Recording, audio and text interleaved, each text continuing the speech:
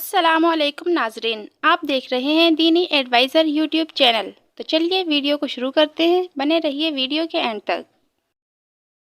हमारे उस्ताद एक कहते थे, एक आदमी घोड़ा खरीदने के लिए आया, पैसे थे उसके पास 50,000 रुपये। इमाम साहब के पास आया, कहा कहाँ जा रहे हो? कहा घोड़ा खरीदने जा रहा हूँ। तो हज़रत ने पूछा कब? आज ही खरीदोगे? कहा अब भी खरीद के ला रहा हूँ। इमाम साहब ने, हज़रत ने कहा बेटा इंशाअल्लाह बोलो। कहा इंशाअल्लाह कुछ नहीं, अभी जा रहा हूँ मार्केट में, देखो पैसा भी है, लेके यहीं आऊँगा। ये यहाँ का रिवाज है, यानी इंशाअल्लाह वगैरह की ज़रूरत नहीं है, अभी जा रहा हूँ पक्का है, लेके ही आऊँगा। उन्होंने कहा फिर भी बोलो। कहा नहीं, इसकी क्या ज़रूरत है। गया, वो घोड़ा ख़रीदने के लिए मार्केट में गया था। उससे पहले खाने के लिए किसी होटल में गया, खाना खाया, खूब बिरयानी वगैरह सारी चीज़ें। किसी ने उसके पास पैसे मार लिए, पूरी पॉकेट काट लिया, पूरे जितने पैसे थे। अब उसके बाद उठा, उसके पास बिल देने के लिए भी पैसे नहीं थे। तो होटल वालों ने कहा कि ये तो चोर उचक्का दिख रहा है, इतना सब खा लिया और बिल देने के लिए बरसों पहले की बात है। उसको वहीं पर लगा दिया और कहा कि पूरे बर्तन धुल के जाए यहाँ से। होटल के पूरे बर्तन उससे धुलवाए, सफाई करवाए। शाम हो गई, कपड़े मैले थे, कचेले हैं, पता नहीं कितने टेबल साफ़ किया, बर्तन धोया और वापस मुंह लटकाए आया। हज़रत बीच में मिल गए इमाम साहब। कहा कहाँ है घोड़ा?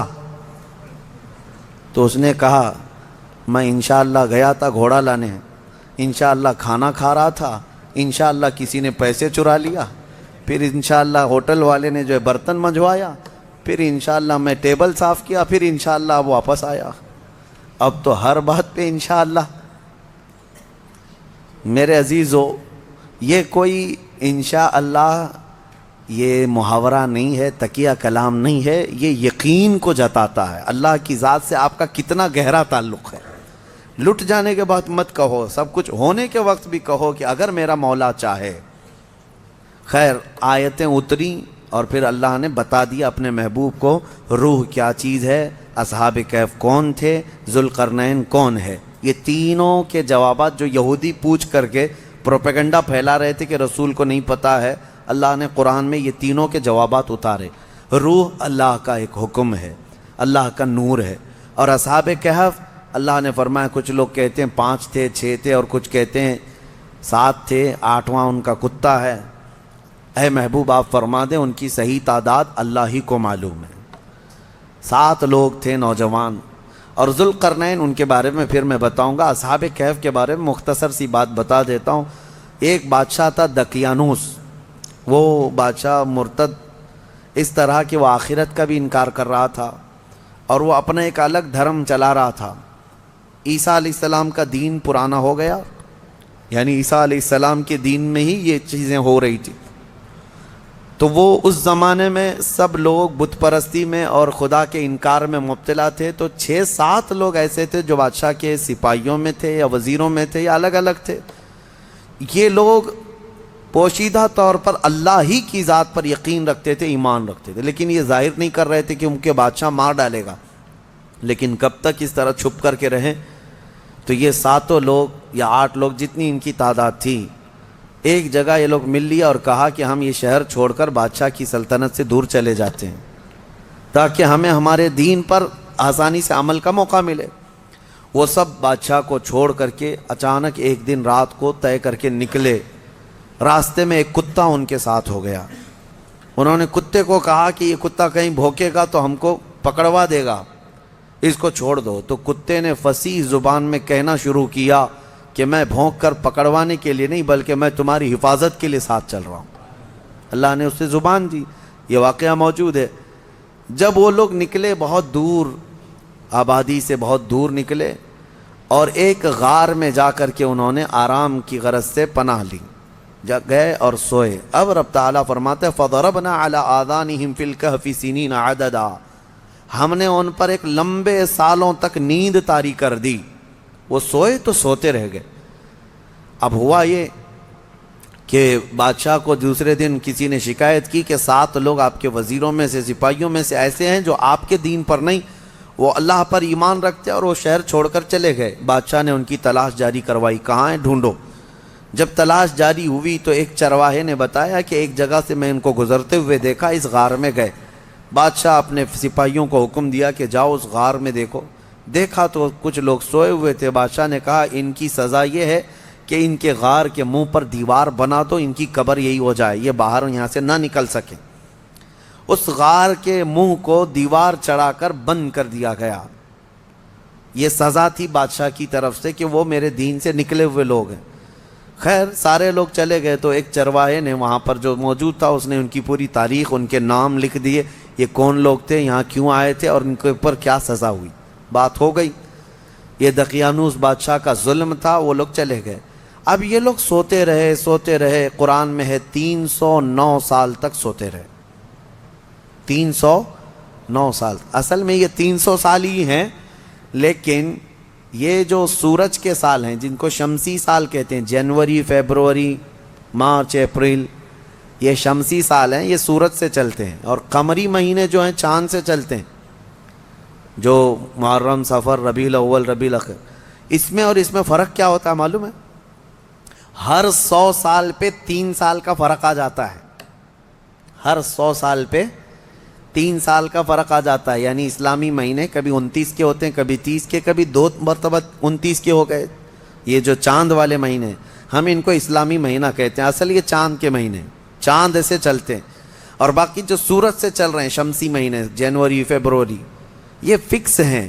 ان میں کوئی چاند بھی دیکھنے کی ضرورت نہیں, سورج بھی دیکھنے کی ضرورت نہیں, وہ فکس ہیں.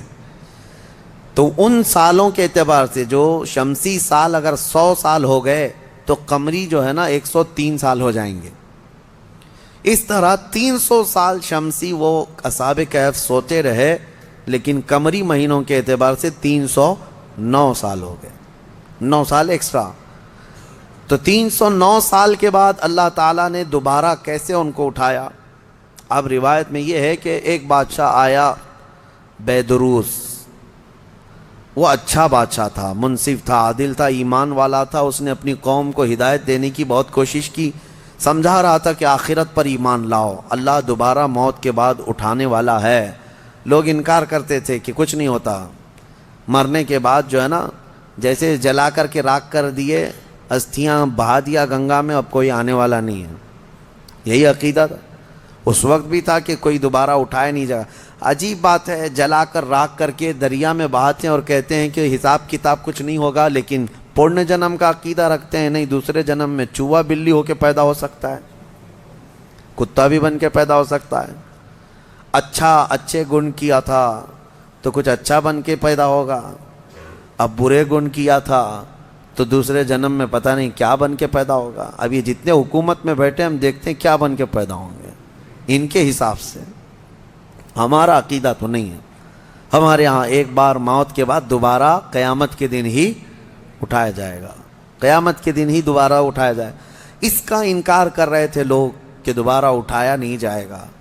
تو بیدروس بادشاہ اللہ کی بارگاہ میں دعا کر رہا تھا, مولا کوئی ایسی نشانی بتا دے کہ جس نشانی کو دیکھ کر کے یہ قوم ایمان لے آئے.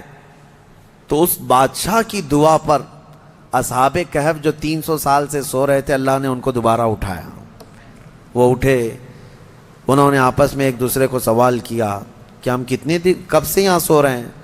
کسی ساتھی نے کہا صبح آئے تھے, دوپہر ہو گئی ہے. کسی نے کہا نہیں تھوڑا زیادہ سو لیے. بعد میں پھر انہوں نے اپنی نشانیاں دیکھی, ناخن بہت بڑے, بال الگ سے دکھ رہے ہیں. انہوں نے کہا کچھ تو معاملہ ہے, اللہ بہتر جانتا ہے ہم کتنے دن یہاں ٹھہرے رہے. ایمان والے تھے.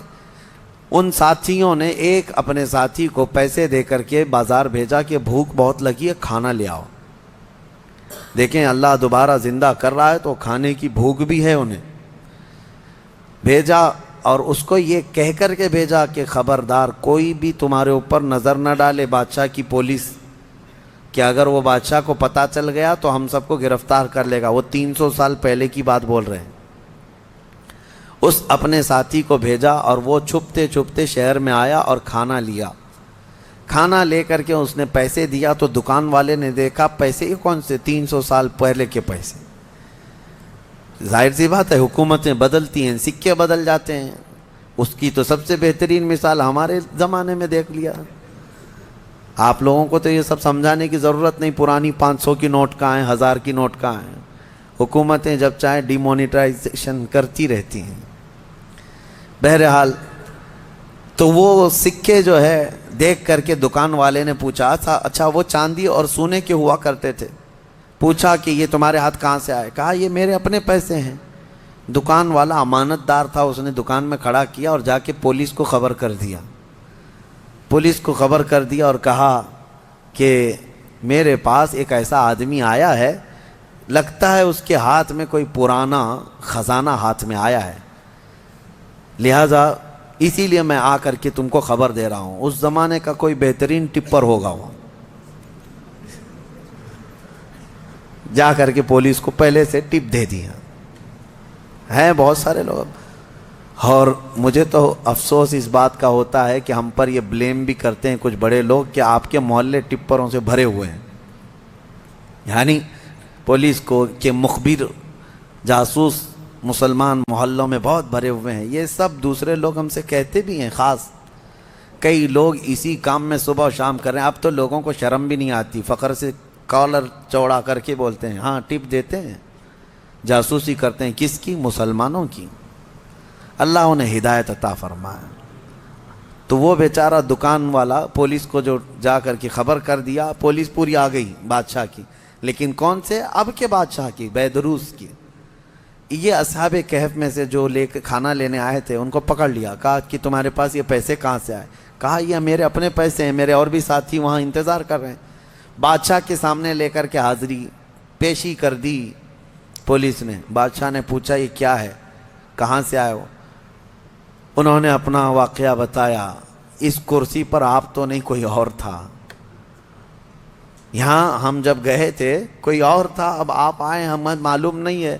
ہم یہاں سے اپنا ایمان بچا کر گئے تھے, ہم سوئے غار میں اور بھوک لگی تو کھانے کے لیے آئے. بیدروس کو معلوم تھا کہ ایک دقیانوس بادشاہ کے ظلم سے کچھ لوگ شہر چھوڑ کر گئے تھے اور ان کے غار پر دیوار بنا کر ان کی قبر بنا دی گئی تھی. جیسے ہی بیدروس کو یہ پتا چلا کہ ان میں سے کوئی آیا ہے, کرسی چھوڑ کر اٹھا اور کہا لے چلو مجھے تمہارے ساتھیوں کے پاس. بادشاہ اپنی فوج کے ساتھ نکل پڑا اس غار کے پاس جہاں یہ لوگ سوئے تھے. اب غار میں موجود دوسرے ساتھیوں نے دیکھا تو کہنے پکڑا گیا ہمارا ساتھی, دیکھو پوری پولیس کے ساتھ آ رہا ہے. لیکن جب بادشاہ آیا دیکھا ان اصحاب کہف کو, دیوار پر ان کی پوری تاریخ بھی موجود ہے اور یہ زندہ سلامت بیٹھے ہوئے ہیں. سارے بادشاہ کے ساتھ پوری قوم جتنی تھی سب کے سب اللہ کی بارگاہ میں سجدے میں گر گئے. ویڈیو اچھی لگی ہو تو ویڈیو کو لائک, کمنٹ اور زیادہ سے زیادہ شیئر کریں. اگر چینل پر نئے آئے ہوں تو چینل کو ابھی سبسکرائب کر کے بیل آئیکن پریس کر دیجئے تاکہ نئی آنے والی ویڈیو کی نوٹیفیکیشن آپ کو ٹائم پر مل جائے. انشاءاللہ پھر ملیں گے نیکسٹ ویڈیو میں. تب تک کے لیے اللہ حافظ.